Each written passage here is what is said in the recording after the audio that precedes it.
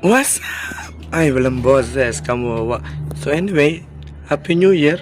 And gusto ko mag-thank you sa 386 na subscriber na nakalumpat ko noong 2024. Ito lang video to is magiging plano ko sa darating na 2025.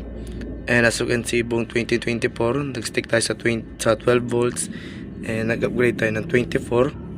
Ayun na siya, nag-harvest na ng 25. Ayun yung volts ng battery ko, 25. And ngayon, medyo okay yung performance ng aking inverter, gumagana talaga. Meron ako ditong step down para sa mga 12 volts ko na bombilya. And naglagay ako neto para, ay, sira. Hindi kasi siya nakakabit na maayos. Anyway, naglagay ako neto. Tanggal ko ang muna to. Naglagay ako neto watt meter, AC watt meter, para kada bubuksan ko tong Payto inverter, natatrack niya kung ilang watts yung nagagamit. So malalaman ko kung ilan natitipid. So pag naka 2 weeks na ako, gagawa akong video kung ilang na yung natipid namin na kuryente galing sa solar setup. Di ko na gawin kasi medyo pause ako. So anyway, another thing, may nilagay ako ito, mga RGB fan. Pakita ko sa inyo kung paano siya gagana. Ito lang, oh. Pag sinaksak ko siya dito, ayun, oh yeah. So tuwan-tuwa ako dyan. Lalagyan ko siya ng switch na, joke lang, switch na ganito. Kailangan ko pa ng siguro 2 o 3 neto para tigi-isa niyan, or pagsamahin ko na lang yung 2 para nakokontrol ko yung dami ng ginagamit niya. Another thing, hindi ko pa nakakabit yung LVD at yung relay ng inverter, kasi una ko muna ikakabit is yung eto, ATS. Ngayon is hindi pa rin nakakabit yung ATS, kaya hindi ko pa siya kinakabit. Pag nailinya ko na siya na nakakonect sa ATS, tsaka ko ikakabit yung relay, kasi pag etong relay at tong LVD kumagat, papatay niya itong inverter, patay din yung mga appliances namin, mano-mano para nililipatin. So kakabit ko muna yun, and yun yung sa mga sumunod na video. Tapos yung pagkabit ko pala neto, naka-schedule siya buong January. Ay, may mga upload din ako mga shorts na kung ano lang. Sa buong January may upload ako, and I will work out sa February. Another thing is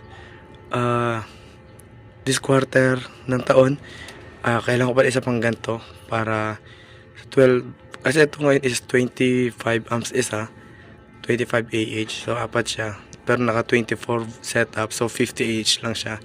So bibila pa ako ng isa pang set niyan para 24 volts tas 100 ampere hour. Ayun lang. Then magte-testing tayo ng maraming appliances dito. Ngayon nasubukan ko na is mga clip fan, ventilador, mga charger, tsaka smart TV, and lahat yun gumagana na, walang problema dito. And magte-testing tayo ng ibang video na less than 1,000 watts. Andyan yung rep, testing tayo ng rep, testing tayo ng rice cooker, and mga oven toaster. Ang tatlong yan testing natin. And kung may blender kami, try ko maghanap ng blender, tsaka jigsaw na panlagarin ng kahoy, testing ko dito. And plano ko pang bumili ng DC something, kung ano man to, DC breaker tsaka AC breaker, kasi kasya pa dito ang dalawa, kasya pa siguro 2, and yun is para sa mga ibang setup gaya neto, kasi kailangan ko pa mas marami. Ayun lang. Then di ko matesting yung washing machine, kasi malayo yung washing machine namin dito. Ang pangit naman ko, nandito yung inverter tapos yung washing namin nandun eh. So, pero feeling ko kaya, based sa watts ng washing namin, kaya nito. Pero siguro ilalapit ko yun dito para matesting. Ayun lang. And another, ayusin ko yung setup ng AC. Ayun lang. So yun yung mga plano ko ngayong taon. Tapos siguro magsisingit ako ng pagbili ng ibang parts na sa bahay namin. Kunwari, yung pag inayos ko yung lababo, inayos ko yung banyo, inayos ko yung mga lagyan ng automatic washing machine. Anywhere sa taon na to, yun yung plano. And sa next quarter ng taon, siguro mga second or third, bilo pa isa pang ganito. Yun naman is pang backup sa battery namin ng e-bike. So meron akong dalawang e-bike and dalawa dito para paggagala marami kami dalang battery, mas makakalayo kami. Then by end of the year, try ko mag-test ng paglagay ng solar panel sa e-bike para malaman na kung ano may tsura. So yun lang ang aking mga naisip ngayong taon na to na pwedeng gawin. Marami tayong pwedeng gawin ngayong taon to since napag-upgrade tayo and medyo nakakatipid ako sa kuryente. Pakita ko sa inyo, sa ngayon is nakaka 1.8 kilowatts ang linggo.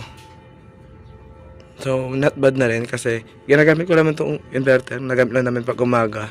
And ang load lang niya madalas is yung mga ventilador, TV, at mga charge ng cellphone. Yun lang. Salamat sa manonood. Bye.